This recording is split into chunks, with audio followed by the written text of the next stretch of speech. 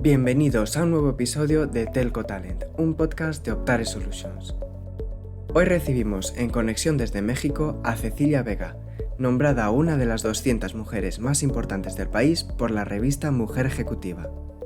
Con ella hablaremos sobre el sector teleco mexicano, su ecosistema de emprendimiento y la situación de las mujeres directivas en su tejido empresarial.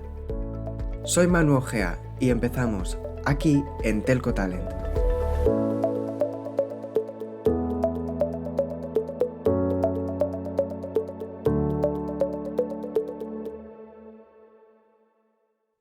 Muy buenas, estamos de vuelta y tenemos ya con nosotros en conexión desde México a Cecilia Vega. Hola Cecilia, ¿cómo estás? Hola Manu, buenos días y buenos días a todos los que nos están viendo. Bueno, Nosotros, para ustedes son, para nosotros son buenos días. sí, nosotros estamos muy contentos de tenerte aquí un rato y que nos puedas hablar de tu perspectiva sobre algunos aspectos que consideramos clave en la industria.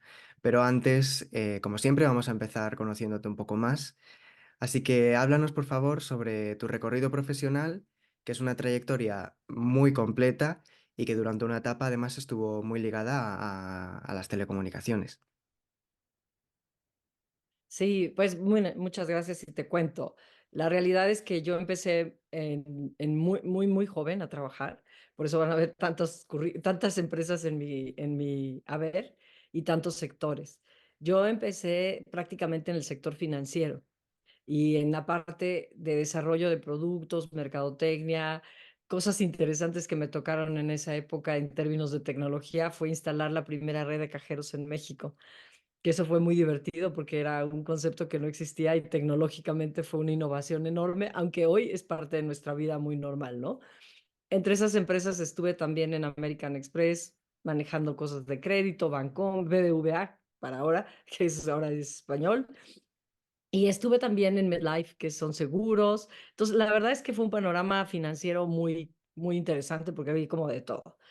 Eventualmente me migré al sector de telecomunicaciones, donde fue yo creo que mi pasión más grande, trabajando desde diferentes ángulos, porque trabajé desde la parte de handsets, que era Motorola, y luego red, que era Telefónica, oferta comercial también, y en muchos MVNOs. Es vaciado porque me ha tocado trabajar para MVNOs dirigiéndolos, otros consultándolos, otros operándolos. Entonces, la industria para mí ha sido interesante.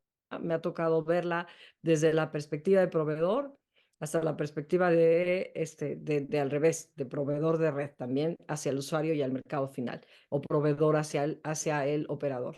Entonces, es una trayectoria en la que hemos vivido particularmente una evolución muy grande, y todos lo sabemos, los que estamos en tecnología. En el caso de México hemos vivido una evolución desde la perspectiva legislativa hasta la perspectiva tecnológica. Y eso ha revolucionado enormemente y ha aumentado las posibilidades y las capacidades y la demanda, y obviamente todos sabemos la explotación de los datos al extremo, ¿no? Y entonces ahí estamos. Y hoy, recientemente, estoy en la industria del deporte. Ahora estoy en una cadena de gimnasios y está muy divertida, porque son los problemas, les digo que pasé de ver regulación, torres, capacidades de red, anchos de banda y todo el rollo, a pasar a ver toallas y jabones y gente que hace travesuras en los gimnasios y que avienta pesas y que le dicen gordo y cosas muy chistosas, los problemas de gimnasios. Pero básicamente esas han sido mis industrias. He estado también en la industria del entretenimiento en algún momento y en la industria de la hospitalidad también, en hoteles, en la cadena Conrad Hilton. Entonces, pues ha sido de todo mi carrera, de todo. Y en la parte operativa, en la parte de mercadotecnia, en la parte comercial, en la parte de estrategia, en la parte de planeación, servicio, experiencia de cliente. Entonces, ha sido una carrera muy divertida, digamos. Pues Cecilia, nos centramos ahora de esta carrera tan extensa que nos cuentas, en la parte de telecomunicaciones. Nos gustaría que nos contases cómo ves este sector en México, donde además la gente que nos escucha ya sabe que Optare Solutions lleva operando 10 años ya. Sí, fíjate que yo creo que México es uno de los países más complejos y más interesantes en este tema. Ujú. Es complejo porque todos sabemos que hay un incumbente muy grandote y que es muy difícil entrar a este mercado, pero a la vez es apasionante porque si tú lo ves desde la perspectiva de Latinoamérica, salvo Brasil, somos el mercado más grande que hay para efectos de operación. Ujú, Y esto no solo significa en términos de número de gente, porque en ese caso, pues Brasil sí nos gana, es un país más grande, sino en términos de uso. En México es un país donde los mexicanos tienen una demanda muy fuerte, incluso creo que para Facebook somos el país número 2 o número 3 ujú, de la utilización en general de los servicios. Somos un país además en el que el tema de los handsets es prioritario. O sea, nosotros tenemos una cantidad de handsets premium, de datas, de capacidades enormes, porque la gente utiliza muchísimo el celular para efectos de todo, de entretenimiento, de mensajería, de utilización financiera, hasta términos educativos y más a raíz de la pandemia. Yo recuerdo que desde que estábamos en Motorola y al día de hoy, el mercado de los handsets de gama media alta es muy alto porque la explotación es muy grande. El términos de lo que es la oferta comercial, el uso de redes y demás, también nosotros tenemos un nivel de explotación grande. Yo creo que el crecimiento de todo lo que ha sido las redes de Telcel, el intento de competir de AT&T, el ujú, intento de competir de los MVNOs, te dice claramente que la demanda del mercado es muy grande. México hoy es el país con mayor cantidad de MVNOs, más que China. ujú, Entonces, tiene más de 100, creo que son 130 o 100 por ahí, pero somos un montón. El tema es que despegar en México es un reto enorme, enorme. Y ahí es donde yo veo las oportunidades, no solo porque somos un mercado que se puede decir handsetero, es decir, que quien venda y regale o financie handsets es el que va a ganar más espacio, sino porque en el términos de uso hay unos aspectos muy interesantes que pueden en donde ustedes con soluciones pueden competir, porque pueden hacernos competir a los ujú, que tenemos mercado aquí, ¿no? O sea, porque ustedes tienen optimizaciones de usos de red, tienen los microservicios, tienen inteligencia para predecir cosas, predecir utilización, predecir baja, predecir estimular crecimiento, ¿no? Como Optare. Y yo creo que eso es lo que va a hacer la diferencia, porque cada vez todos vemos que los datos son un commodity, la voz ya es totalmente un commodity. Entonces, estas diferencias competitivas es lo que está haciendo que en México existan muchos MVNOs que pretenden adueñarse de nichos con usos específicos para poder ganar. Aquí tenemos un mercado en donde la red de distribución es un reto, porque ya tenemos de nuevo la huella del incumbente es muy fuerte. Y los que hoy han ganado terreno, que se puede decir que son los que han logrado competir, ni siquiera ha sido un AT&T, que tiene mucho capital atrás. Han sido más los MVNOs que tienen huella de distribución, ujú, como ha sido Walmart. El grupo Walmart es muy exitoso. Grupo Salinas, que tiene las tiendas Electras, también es muy exitoso. Entonces, es chistoso porque México es un país en donde la demanda existe, la utilización es altísima, el mercado es, yo diría así, medio presumidón, porque tenemos el vivir con el handset top of the line es así como muy importante. Y a ujú, la vez tenemos una barrera de entrada muy fuerte, que es el mercado de América Móvil, que es el incumbente que pesa. Y pesa no solamente por su magnitud y por todo, sino porque además, hoy por hoy, es de los mejores servicios. ujú, Entonces, optimización de servicio, yo sé que nadie lo soportamos porque nos imponen muchas tarifas y todo ese rollo, pero a la vez es una referencia competitiva dura, dura. Cuando AT&T trató de competir, pues le costó y le sigue costando, ¿no? Pese a que había entrado con la huella del mercado más fuerte y le costó entrar. Y todavía le está costando. Por eso las sinergias de las torres, de bajar los costos para poder hacer comercialmente cosas más interesantes. Pero es un reto México, Pero sin embargo, también está el otro mercado, que es el de los MVNOs, que está muy divertido, porque no pretenden ganarle al incumbente, lo que quieren es ganar su pedacito de mercado en donde compitan y ganen, ¿no? Entonces, allí hay un chorro de oportunidad en la medida en que se entiende el mercado. Ujú, Y ahí es también yo veo a ustedes como un apoyo grande, ¿no? Me ha tocado trabajar con ustedes y son un apoyo grande, porque entienden la operación muy bien y entienden cómo hacer ventajas competitivas padres. Pero el mercado necesita educarse un poco más, porque ujú, tenemos una bola de espontáneos que tienen MVNOs porque sacan la licencia, porque es muy fácil, o porque es muy barato, o porque es muy relativamente fácil competir, pero a la mera hora se pegan un trastazo, ¿eh? Porque ujú. no es tan sencillo competir si no entiendes bien qué estás haciendo, ¿no? Entonces, ahí es donde, yo creo que hay oportunidades enormes, ¿no? Enormes, enormes en servicios y enormes en optimizaciones. Ujú. Pues Cecilia, siguiendo en el marco de México, que es una perspectiva que nos encanta, ya lo sabéis, nos gustaría ahora enfocarnos un poco en la perspectiva también de género. Hace pocos meses, la revista Mujer Ejecutiva te incluyó en su lista de las 200 mujeres más importantes de México, por tu trayectoria precisamente en puestos de dirección.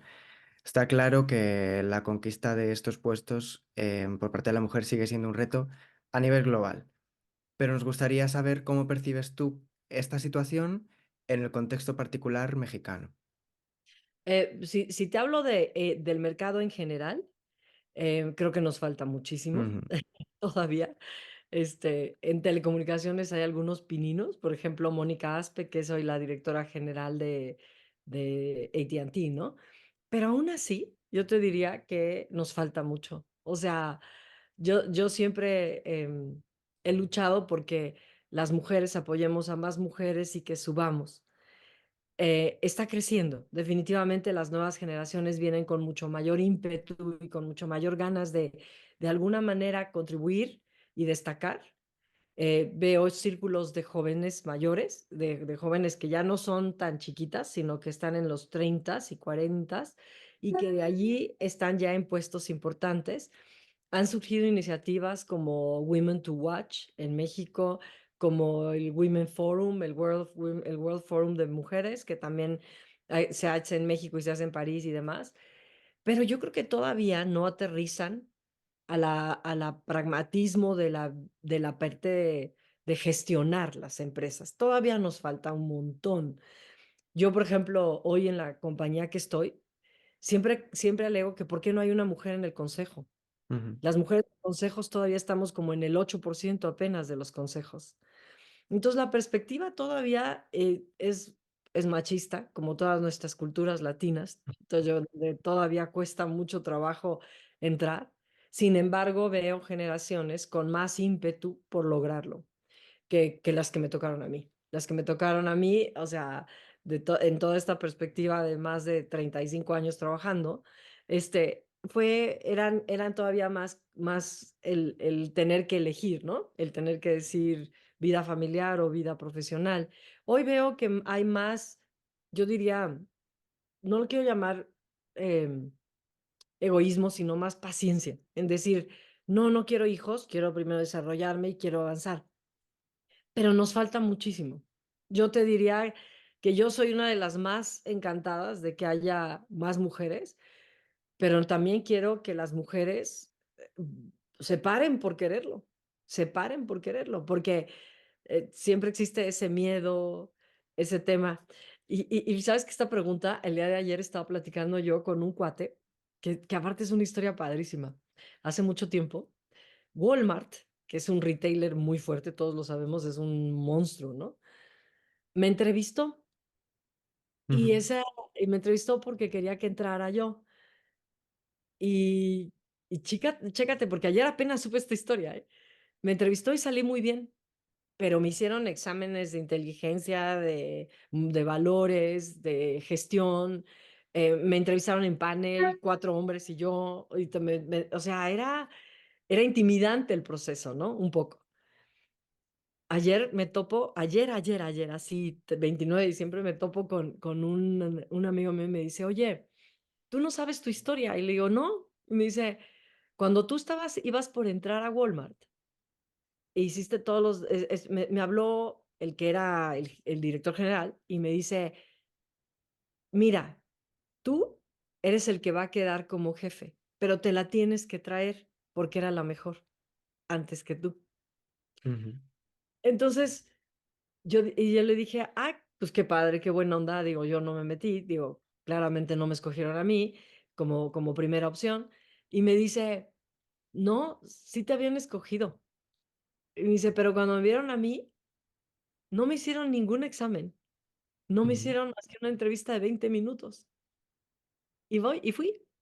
Y yo dije, wow. Le dije, ¿sabes qué? Ese proceso, yo que he tenido puestos de CMO, CEO, no me ha tocado.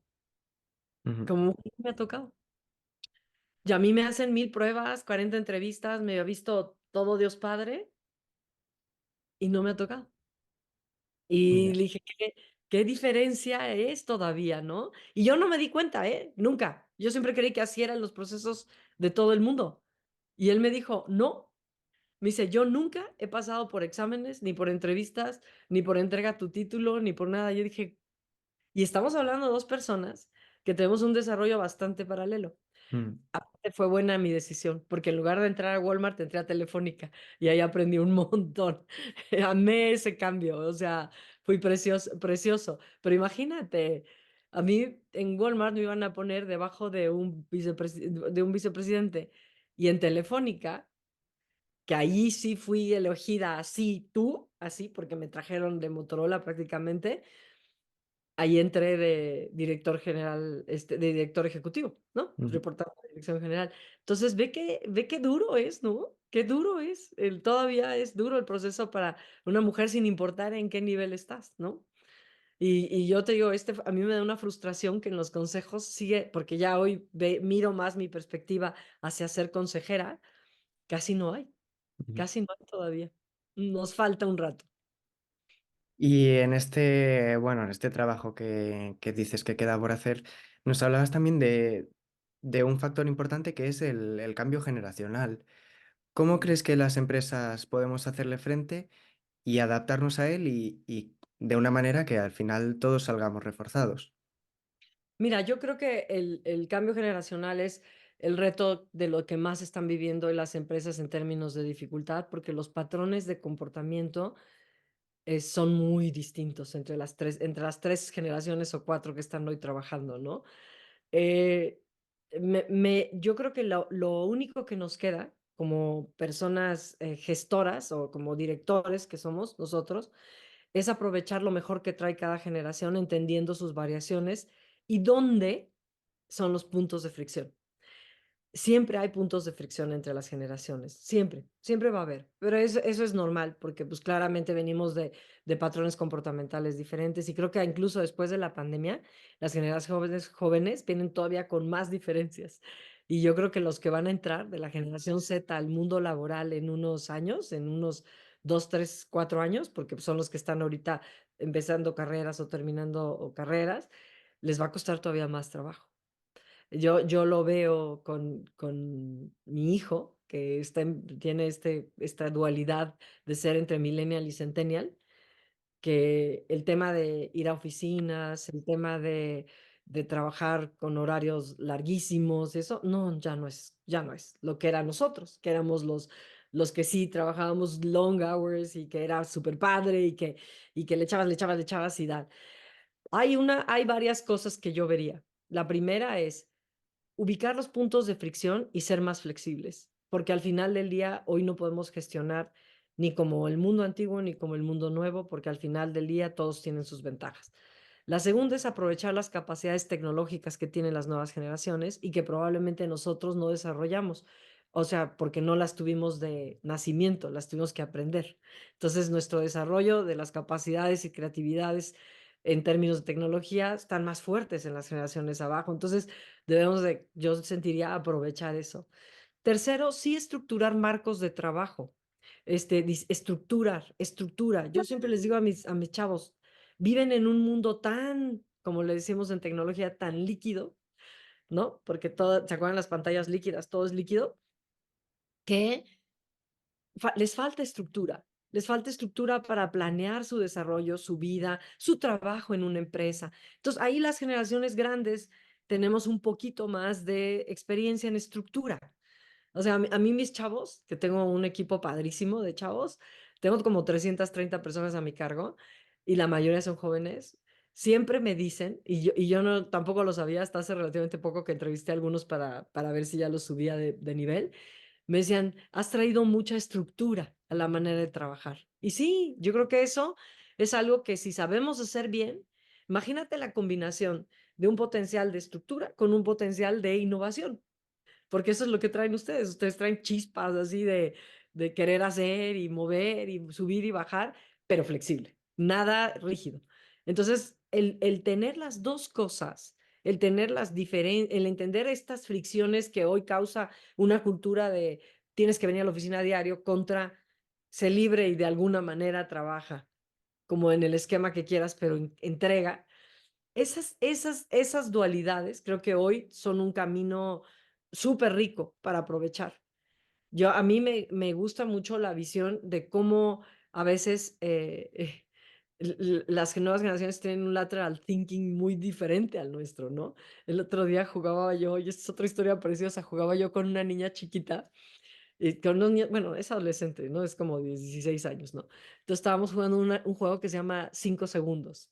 Entonces tú tienes 5 segundos para contestar todo, ¿no? Entonces, 5 segundos para decir tres presidentes. Y tú, Obama. Pues, todo el mundo empieza así como, pues tienes 5 segundos, nada más para contestar. Y chécate lo que dijo. Le dije, 5 segundos para decir cómo poner la mesa. O sea, con qué tres cosas pones la mesa, ¿no? Y todo el mundo, los viejitos, diríamos, vasos, platos, cubiertos, ¿no? Lo más obvio. Ujú. ¿Sabes qué pensó ella? Madera, clavos, martillo. O sea, su pensamiento era absolutamente diferente. Y dice, ese es el valor de la nueva generación y el valor de la otra generación. Entonces, si logramos integrar esos dos valores, que no son fáciles, que no es fácil, mira, te lo digo yo que tengo, te digo, 330 personas, es, es es un reto, pero es precioso. Y si lo Ujú. logramos hacer, tenemos lo mejor de todos. Y eso es algo que las empresas van a necesitar, porque cada vez hay nuevos mercados, nuevos patrones de comportamiento, nuevas conductas, nuevas expectativas y nuevas posibilidades de vender diferentes cosas. Y todo esto yo estoy seguro de que precisamente lo ves en especial en tu propia empresa, en iWin. Cuéntanos en qué consiste y cómo está, por otra parte, el ecosistema de emprendimiento en México. Mira, el ecosistema de emprendimiento era algo que iba creciendo galopantemente porque había una iniciativa gubernamental que se llamaba INADEM, que era el Instituto Nacional del Emprendedor, y estaba creciendo, creciendo, creciendo, creciendo. En ese marco es como nació iWin. Hoy veo que los emprendimientos tienen mucha más dificultad, nos faltan recursos financieros, nos Ujú. faltan desarrolladoras, nos faltan tomar riesgos, y esto un poco fue derivado un poco de la pandemia, en donde las empresas tenían que salir adelante con el mínimo de recursos. Entonces como que el ecosistema se hizo chiquito, si te soy honesta, se hizo chiquito, pero a la vez surgieron también las grandes oportunidades y los grandes unicorns a partir de servicios nuevos o a partir de incluso optimizaciones de lo que existía a menor costo, que ese es el gran secreto de los emprendimientos. ¿Cómo lo haces mejor, diferente o a menor costo? En esos tres variables es como tú te mueves para lograrlo. Entonces, en ese esquema han surgido algunos unicorns, incluso en México, bastante importantes, ¿no? Como Rappi surgió en Colombia, en Latinoamérica, pero en México ha surgido Justo, que es un supermercado de un domicilio que, que, que vende directo de proveedores y ha sido interesante. Han surgido muchas aplicaciones en términos de salud, que también es salud directa para bajar costos. Ya ha sido, hoy se está desarrollando, yo te diría, como con sobrevivientes o con aventureros que quieren correr ese riesgo. Es una pasión enorme, ¿eh? A mí me fascina el mercado del emprendimiento porque es donde encuentras la realidad, la mayor inquietud de innovación. Ujú. Yo, yo siempre digo que el emprendimiento se puede hacer incluso dentro de las propias empresas, e incluso ustedes dentro de Uptare, porque tú tienes intraemprendimiento o que es el que sucede dentro de las compañías, o el emprendimiento, el que sucede en la calle, ¿no? Pero el intraemprendimiento es igual de importante y hay iniciativas que salen, pero necesitas realmente fomentarlas en la empresa. Y hoy creo que las compañías están tomando más conciencia de eso y están empezando a tratar de fomentar el intraemprendimiento una vez liberada la fase de pandemia, que fue la sobrevivencia. Y el emprendimiento externo, que aprovechó la pandemia, floreció, floreció, floreció y hoy está empezando a estabilizarse. Y empieza a crecer el emprendimiento que probablemente no sea tan novedoso, pero que ya hoy, después de pandemia, puede volver a emerger. No tenemos ya apoyos gubernamentales en México, lamentablemente, como sí en otros países, Uruguay, Colombia, tienen ecosistemas de emprendimiento más estructurados, Chile igual, pero, pero no importa. Tenemos que hacer florecer, porque si hoy ves el panorama de Latinoamérica e incluso de España, si tú ves, la mayoría de los jóvenes prefieren emprender a ser empleados por esta flexibilidad que esperan en su vida. Mm. Entonces, cuando tú ves que más del 70% de los jóvenes dicen que en algún momento de su vida van a abrir un emprendimiento, vale la pena entonces luchar por este ecosistema. Y en ese contexto nacimos nosotros, que somos iWin, que se llama iWin de yo gano, pero mal escrito, es IWEEN, y que lo que pretende es enseñar a emprender. Es una escuela de emprendimiento, se podría decir, que vincula a emprendedores con empresas. Entonces, te enseño a emprender y trato de que salgas adelante. Y eso es, bajo esa premisa nació iWin. También ha pasado por mil cambios. Al principio nació como para que dieran ideas unos a otros, luego nació para que se conectaran, pero poco a poco el evolutivo del propio ecosistema y el evolutivo de las necesidades de mercado nos ha llevado a hacerlo ya una escuela de emprendimiento que te permite además vincular a empresas grandes con emprendedores. Pues Cecilia, nos vamos acercando al final del podcast, pero vamos a cerrar, como siempre, con un mensaje breve para nuestros oyentes. ¿Qué sería algo imprescindible que crees que la gente que nos escucha debe saber sobre el contexto mexicano? Bueno, es un mercado apasionante, es un mercado difícil. Es el mercado de al ratito, ahoritita, y luego no sucede. Entonces eso es difícil porque los españoles son... Entonces, creen que si decimos que sí es sí. Pero este es como, como un chiste. Es un chiste buenísimo donde dice, ¿cuál es la diferencia entre un político y una señorita? Entonces tú dices, ah, pues ¿cuál es, no? Entonces, que cuando el político te dice que sí, es que tal vez. Cuando dice que tal vez, es que no. Y cuando dice que no, es que no es político. Y cuando una señorita te dice que no, es que tal vez. Cuando dice que tal vez, es que sí. Y cuando dice que sí, es que no es señorita.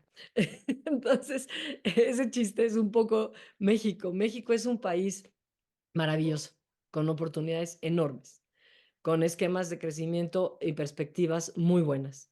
El nearshoring ahorita nos está trayendo un mercado que pese al gobierno que tenemos, está en un proceso de evolución constante y de demanda de servicios y de infraestructura y de productos nuevos. Entonces hay un camino enorme en México. El tema aquí es saberlo capotear, porque la cultura mexicana es una cultura que en negocios es difícil de entender, pero posibilidades hay y apertura hay. El mexicano es una persona que sí voltea al mundo, mucho. Nosotros volteamos al mundo mucho. Nuestro primer paso siempre son los americanos en términos de procesos, pero Europa tiene mucho que ofrecer porque son mercados mucho más viejos, que tienen mucho más experiencia en ciertas áreas. Y yo creo que de la riqueza de una cultura tan joven como es la nuestra, tan vibrante, con una cultura tan arraigada, tan estable y tan entendida de muchas cosas, esas posibilidades se dan. México es un país precioso en todos los sentidos. Precioso con su gente, precioso en sus oportunidades comerciales y precioso en los negocios, pero difícil, muy difícil. Y en Telco, más. Entonces, yo les agradezco mucho que me hayan dado oportunidad de platicarlos. Mm. Pues ahí queda eso entonces, Cecilia. Y ahora sí, hasta aquí este episodio de Telco Talent. un podcast de Optare Solutions. Muchas gracias, Cecilia, por conectarte con nosotros este ratito. Ay, gracias a ustedes. Siempre es una delicia y me gusta mucho su compañía. Yo los felicito. Lograron un año extraordinario porque sé que lo lograron y les mando un abrazo. Que sean el mejor 2024 hacia adelante. ¿Eh? Y aquí los esperamos, que tenemos mucha tarea que hacer. Pues ahí estaremos, por supuesto.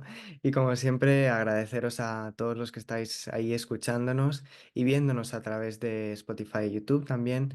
Os animamos a seguirnos en el LinkedIn y en el Twitter de Optare para estar al tanto de las noticias sobre este podcast. Muchas gracias por escucharnos, muchas gracias de nuevo por estar ahí y nos vemos en la próxima conexión.